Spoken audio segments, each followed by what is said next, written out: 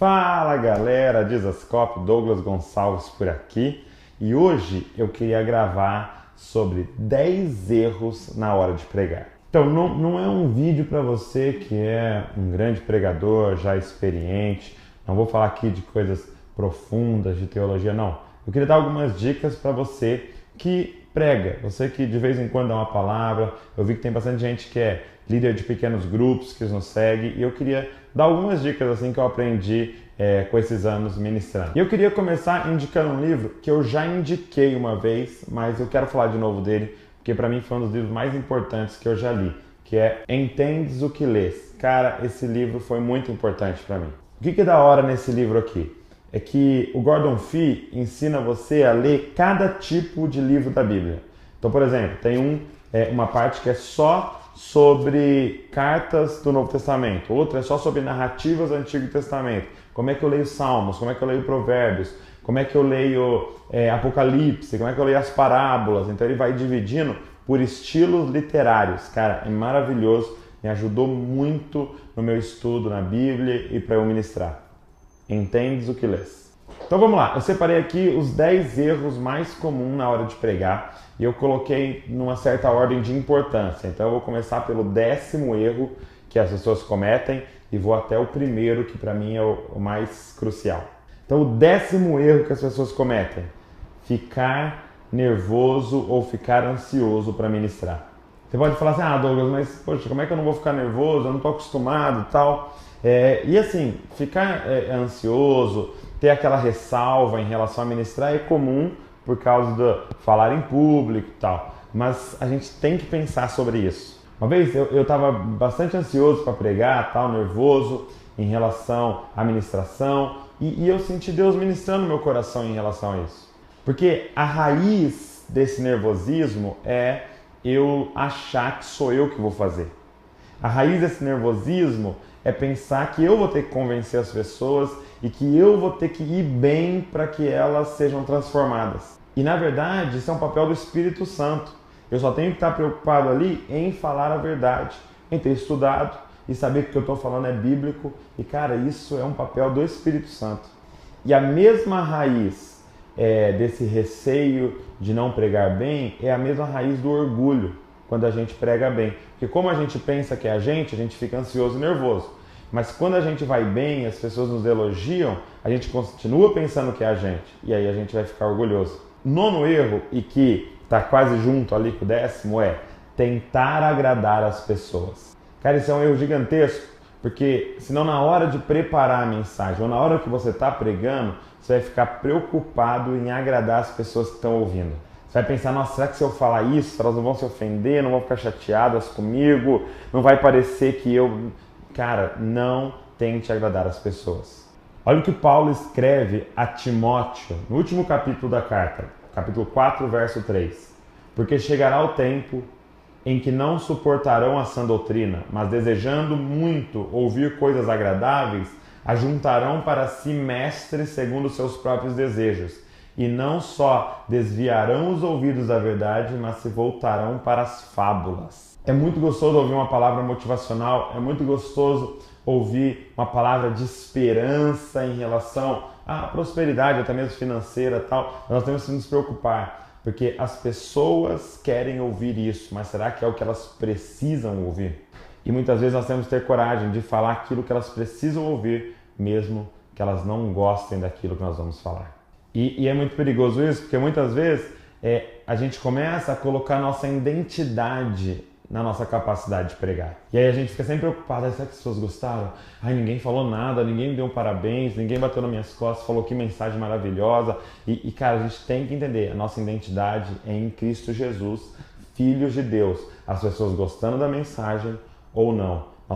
Nós não dependemos do elogio das pessoas. 8º erro na hora de ministrar: copiar um sermão na íntegra. Cara, é lógico que a gente se inspira, eu mesmo me inspiro, cara, eu ouvi muito Francis Chan, ouço muito John Piper, ouço muito Tim Keller, amo Hernandes Dias Lopes, ouço muito Luciano Subirá, cara, os caras que me inspiram, e pedaços de mensagens minhas são conceitos que eu aprendi com esses caras, porque esses caras estão estudados. Mas toma cuidado para não copiar um sermão na íntegra, inteiro, ponto a ponto. Por quê? Porque aquele sermão serviu para aquele grupo, naquele momento, na boca daquele pastor. Nós precisamos preparar o que Deus tem para hoje, para falar para aquele grupo. É como na história de Davi, quando Davi vai lutar contra Golias, e Saul, o rei Saul, oferece a armadura dele. Davi coloca, mas não serve, fica desengonçado. Entendeu? Por quê? Porque não era dele. Então se preocupe com isso, de ir com a sua arma. E às vezes a sua arma é só um estilingue, como era de Davi. Mas era a arma dele, é a arma que ele já tinha usado, era a arma que ele estava acostumado. Vai com aquilo que Deus falou com você, cara. Vai ser muito mais poderoso do que pegar a mensagem de alguém. Como eu disse, se inspire, aprenda muito, mas senta e prepara o que Deus tem para aquelas pessoas naquele dia. 7º erro que as pessoas cometem: falar mal de outros líderes. Cara, por favor, nunca cite nomes na sua pregação. Nunca fale, porque tem um pastor chamado... Não faça isso. Cara, pregue contra heresias e ideias, mas não contra pessoas. Nossa luta não é contra carne ou sangue, mas contra principados e potestades, ou seja, sobre essa mentalidade errada que nós lutamos. E posso dar uma dica para você? Sabe qual é a melhor forma de combater a mentira? Pregando a verdade, cara. Às vezes a gente gasta tempo falando, isso é mentira, isso é mentira, isso é mentira, isso é mentira. É mais fácil você só falar o que é a verdade. E se as pessoas souberem a verdade, automaticamente elas vão se afastar da mentira. Eu vi um exemplo muito legal do Maurício Zagari, dizendo que no Banco Central eles têm um treinamento para saber se uma nota é falsa. Mas ao invés de estudar as notas falsas, que todo dia surge uma nova, o que eles fazem nesse treinamento? Eles aprendem tudo sobre a nota verdadeira. Eles aprendem o papel, eles aprendem o toque, eles aprendem os detalhes. Por quê? Porque sabendo da verdadeira, eles identificam qualquer uma que é falsa. Então gaste tempo ensinando para tua galera a verdade e automaticamente eles vão identificar as heresias e aqueles que estão pregando essas heresias. 6º erro que muitas vezes a gente comete é passar uma ideia de perfeição. Cara, isso às vezes acontece até você sem perceber, assim, você começa a contar vários acertos seus na mensagem. Olha, eu já fiz, nossa, quando eu oro tantas horas, eu fiz tanto jejum e tal. E as pessoas começam a ouvir aquilo e acontece duas coisas. Primeiro, elas não se identificam com a gente. Porque aprenda uma coisa, as pessoas se identificam muito mais quando a gente conta um erro do que quando a gente conta um acerto. E segundo, a gente pode começar a gerar uma ideia de um super-humano, de um super espiritual. E as pessoas vão começar a olhar para nós como se a gente fosse mais do que elas e podem começar até a querer depender da gente. Pastor, você não pode ir lá em casa fazer uma oração por tal pessoa e tal, como se a minha oração tivesse mais poder do que a dela. E às vezes quem gerou isso nelas foi a gente. Então tome muito cuidado para não parecer que você é um super espiritual, que não tem pecados e que nunca erra. Né? 5º erro que as pessoas cometem, e as coisas vão se complicando, é querer falar algo super novo. Isso é muito perigoso. Você querer falar algo novo, falar assim, nossa, eu quero uma nova revelação, cara. Você começa a ler o texto pensando, eu quero falar alguma coisa que ninguém nunca falou desse texto. Gente, nós estamos há 2000 anos estudando esse livro. Se você ler um versículo e você vê uma parada que só você viu nesses 2000 anos, provavelmente está errado. Para com isso de querer falar algo super novo, porque geralmente isso vem de um orgulho nosso, de uma necessidade, cara, de se aparecer diante dos outros. Olha só o que diz em Gálatas 5:21. Paulo está dando a lista de obras da carne. Ele vai falando toda a lista. E olha só no verso 21. Inveja, bebedeiras, orgias e coisas semelhantes a essa, contra as quais vos previno, como já vos preveni antes. O que as praticam não herdarão o reino de Deus.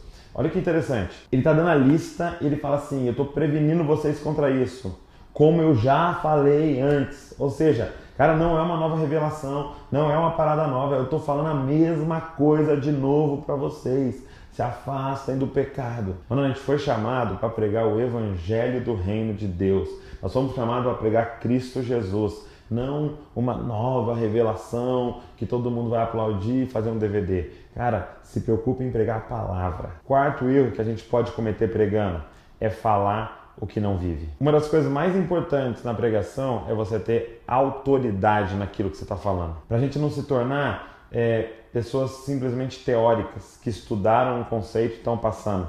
mas a gente ter autoridade no que a gente está falando. É como quando você vai no médico e ele chega para você e fala, poxa, você precisa emagrecer e tal, e aquele médico super obeso, gigantesco, que você percebe que não cuida da saúde, é incoerente. Então nós temos que nos preocupar em ter autoridade. A autoridade só vem quando você pratica o que você fala. A Bíblia diz que as pessoas que ouviam Jesus percebiam que ele tinha autoridade, mais do que os doutores da lei. Por quê? Porque ele fazia aquilo que ele falava. Terceiro erro, não amar os ouvintes. Cara, antes de ministrar, começa a pensar nas pessoas que vão te ouvir.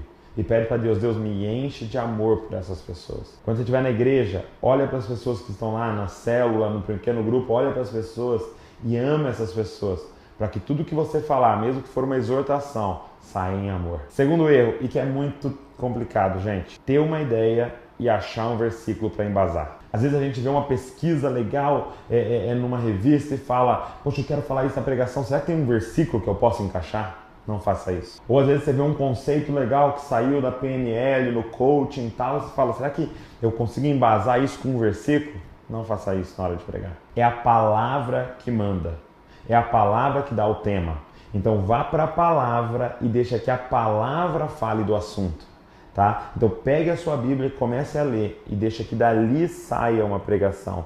Não uma pregação apareça e você encaixa a palavra nela. E o primeiro erro que a gente não pode cometer pregando, gente, e o principal de todos, se você puder, fica só com esse, se você tiver dificuldade de reter tudo, é se esquecer de Jesus na pregação. Às vezes eu ouço pregações inteiras de 1 hora em que não foi falado de Jesus, cara. Todas as mensagens nós temos que colocar Jesus, porque Ele é a solução de tudo. Se a gente não falar de Jesus na mensagem, nós vamos criar religiosos a partir da nossa mensagem. Por quê?